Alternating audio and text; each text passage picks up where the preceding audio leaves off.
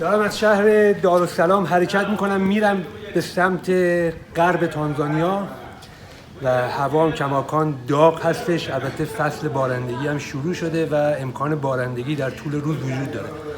یک اتفاقی که در دارالسلام افتاد این هستش که شاید متوجه بشین، موتورها رو عوض کردم و ترجیح دادم که موتور قدیمی ژاپنی سوار بشم تا موتور نو چینی و از دارالسلام به بعد با موتور هوندا ادامه سفر میدم.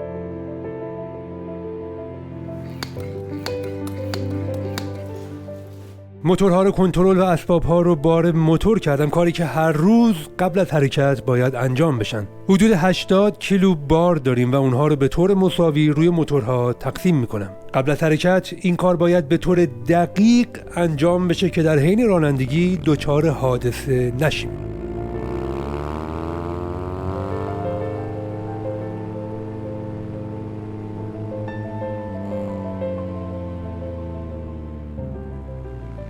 از دارالسلام خارج شدیم و رفتیم به سمت غرب. هوا بسیار گرم بود و فصل بارندگی هم شروع شده بود و به همین دلیل هوا بسیار شرجی بود. فصل بارندگی در تانزانیا از اوایل ماه آپریل تا آخر جون هست که مانند تمام نقاطی که به خط استوا نزدیک هستند بارونهای شدیدی داره که گاه منجر به سیل میشن. از دارالسلام دور شده بودیم که بارون شدیدی گرفت. توقف کردیم تا بارونی تنمون کنیم. کنار چند تا مغازه توقف کردیم و از کسانی هم که اونجا بودن اجازه گرفتیم که زیر سقف بارونی ها رو تنمون کنیم. اونا هم زیر سقف نشسته بودن تا خیس نشن و بودن ما هم در اونجا انگار براشون خیلی جالب بود، چون که یک لحظه هم از ما چشم بر نمی داشتن. بارونی ها رو تنمون کردیم و زیر بارون به راهمون ادامه دادیم.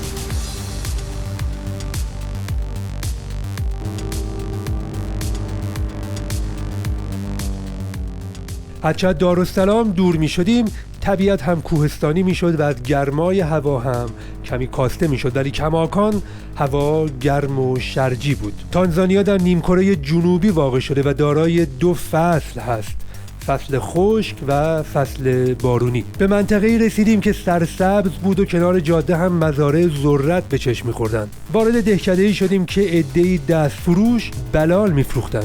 توقف کردیم.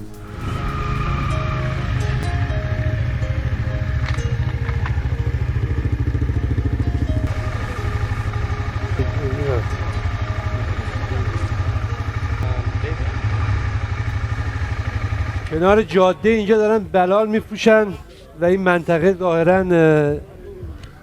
منطقه بلال و ذرت هست، به خاطر اینکه تو جاده قبلش هم کلی بلال و ذرت دیدم و اینجا هم کنار جاده. امیدوارم مثل شیر بلالای خودمون باشه. داغ فعلا داغه. اینم میره به این بردارمون. ذرت از محصولات کشاورزی و از مواد غذایی اصلی در تانزانیا است که مردمان تانزانیا تقریباً هر روز از اون تغذیه میکنن، ولی نه فقط به صورت کبابی شده بلکه به صورت پوره. مانند هر محل دیگری در تانزانیا وقتی که توقف میکردیم کلی آدم میومد و دورمون جمع میشد. همونطور که قبلا هم به اون اشاره کردم، برای مردمان سیاه پوست آفریقا دیدن مردمان دیگه‌ای با رنگ پوست متفاوت جالب و گاهی عجیب هستش.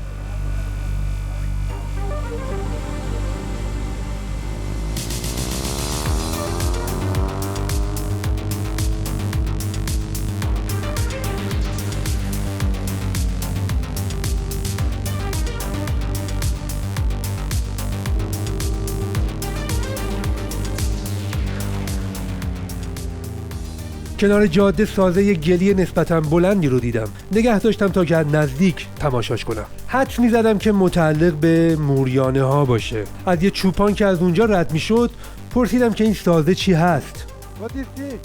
چوپان هم گفت که خونه موریانه هاست و با دشنه‌ای که در دستش بود کمی از سازه رو خراب کرد تا موریانه ها رو بهم نشون بده. موریانه ها تقریبا در تمام نقاط دنیا هستن که گونه های مختلفی دارن و معمولا حشرات مخربی هستن. موریانه های بیابانی تقریبا بناهای بزرگی در زیر و روی زمین میسازن که این ساخت و ساز بر عهده موریانه های کارگر هست که این سازه ها رو با ترکیب بزاق دهان، خاک، چوب و گیاهان مختلف بنا میکنن.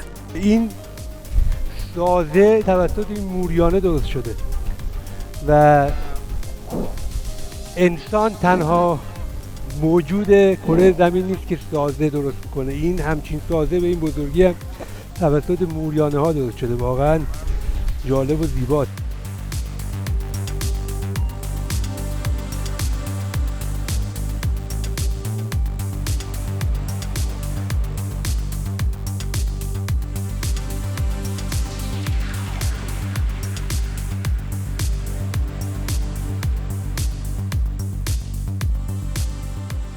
وقتی در جاده می رفتیم دیدم که سمت چپ دشتی هست و چند تا هم گله از دور پیدا هستن. زدیم به جاده خاکی و به سمت گله ها رفتیم تا کمی تصویر برداری کنم.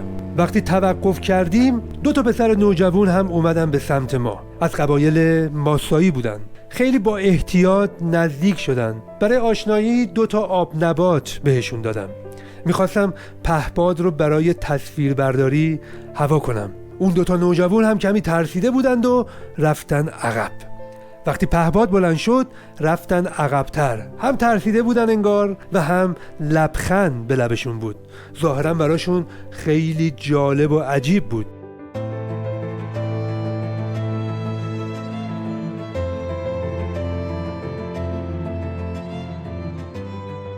کمی پرواز و تصویر برداری کردم و لذت بردم از دیدن مناظری که پهپاد به هم نشون میداد.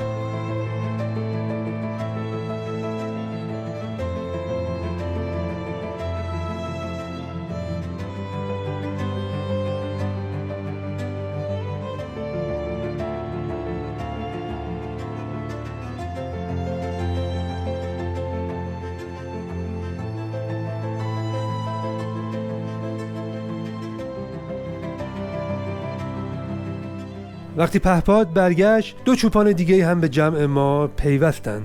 هندوانه‌ای که در خورجین داشتم رو درآوردم، قاچ کردم و بین همه تقسیم کردم و خوردیم.